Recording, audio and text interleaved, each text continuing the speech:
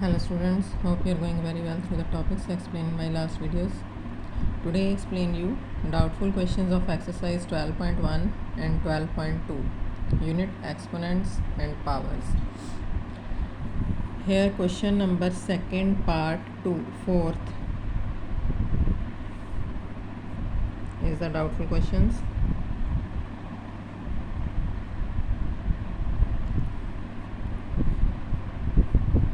तो इसमें है आपके पास question 3 to power minus 7 divided by 3 to power minus 10 multiply by 3 to power minus 5. We have to adjust it as 3 to power minus 7 by 3 to power minus 10 multiply by 3 to power minus 5. अब जो term negative है उनका reciprocal करेंगे तो वो positive हो जाएंगे term, अगर एक्सपोनेंट नेगेटिव है मतलब तो ये टर्म हो जाएगी नीचे वाले डिनोमिनेटर की वैल्यू ऊपर हो जाएगी एडजस्ट और न्यूमरेटर की वैल्यू नीचे एडजस्ट हो जाएगी. मल्टीप्लाई बाय 3 to power -5 है तो ये भी टर्म इसका रेसिप्रोकल करेंगे तो 1 by 3 to power 5 एडजस्ट कर देंगे. अच्छा, टर्म्स हों डिवीज़न में एंड एक्सपोनेंट्स डिफरेंट हो एंड बेसिस सेम हो तो एक्सपोनेंट्स माइनस हो जाते हैं. a to power x by a to power y is equal to हो तो उसके अकॉर्डिंग हो जाएगी a to power x minus Y और ये टर्म हो जाएगी डिनोमिनेटर बाई 3 to power 5. तो इसकी वैल्यू हो गई आपके पास 3 to power 3 by 3 to power 5.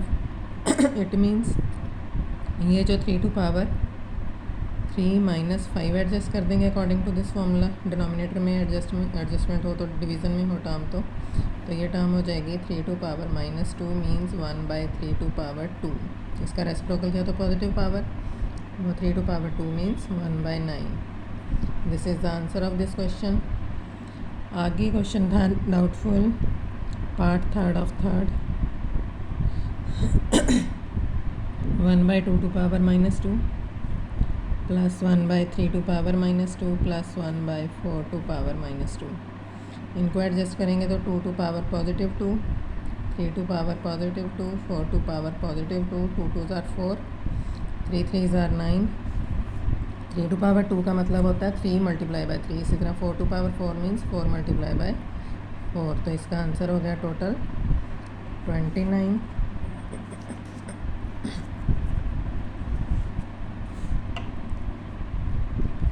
अब इसका एक पार्ट था fifth part -2 by 3 to power -2 whole to power 2.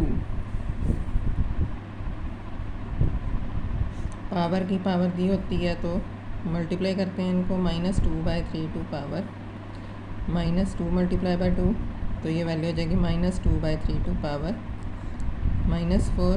अब माइनस है नेगेटिव में है और एक्सपोनेंट तो ये हो जाएगी 3 by 2 -2 power 4.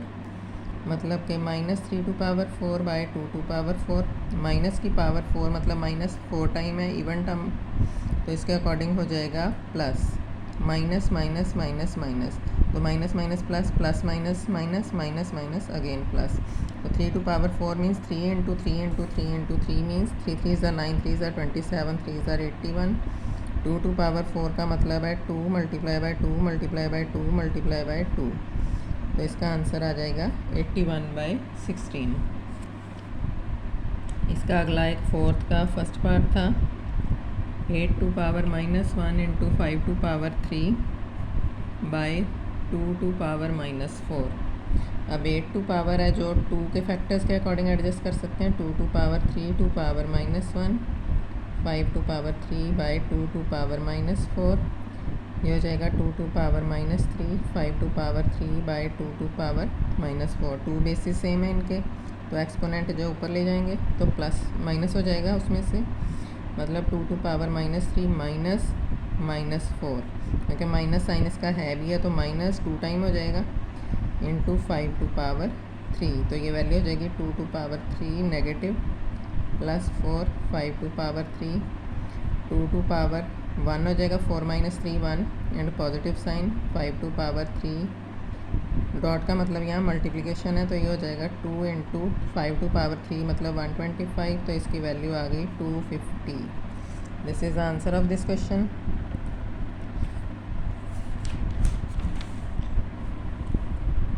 नेक्स्ट है question number 5 is the doubtful question. Here is 5 to power m plus 5 to power -1 is equal to -3 is equal to 5 to power 5। तो इसके अकॉर्डिंग ये वैल्यू आपकी हो जाएगी एडजस्ट 5 टू पावर,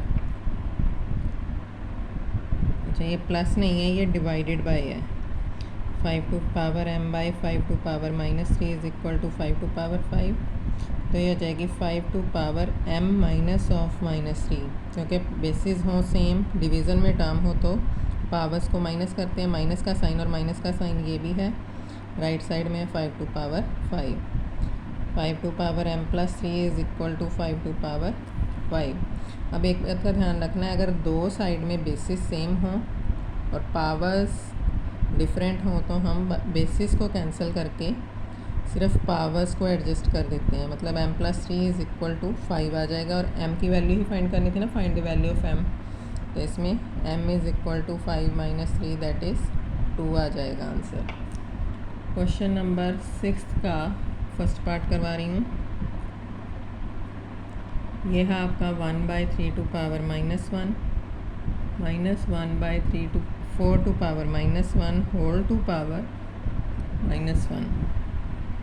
ये वैल्यू हो जाएगी इसका reciprocal 3 to power +1 -4 to power +1 whole to power -1। इसकी वैल्यू आ जाएगी 3 -4, 3 - 4 मतलब -1 होल टू पावर -1 है। अब पावर एडजस्ट करनी है, फिर हमने पॉजिटिव तो -1/1 टू पावर +1 हो गया, मतलब इसका आंसर क्या आ गया -1। And last question of this exercise I will explain you. A part और बी पार्ट आप खुद सॉल्व कर सकते हो। फिर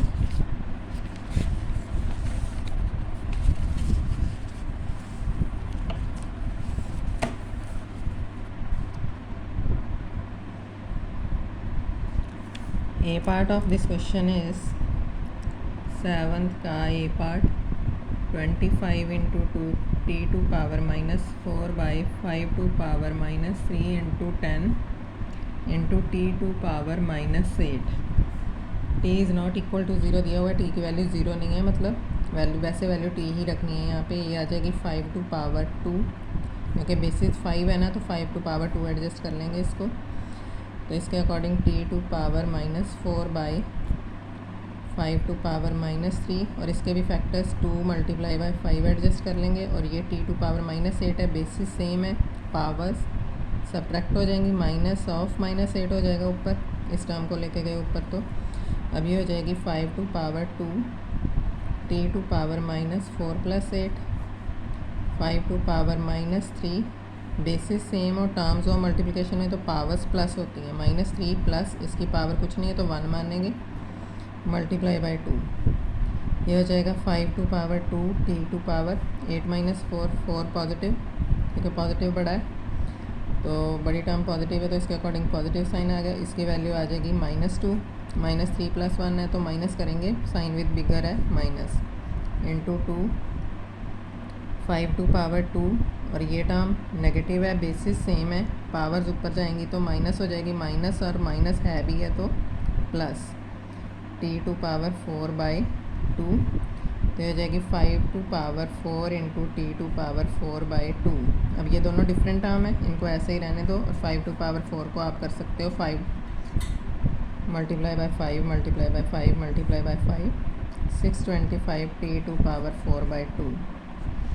And now you can solve other questions of this exercise. Till then, thank you.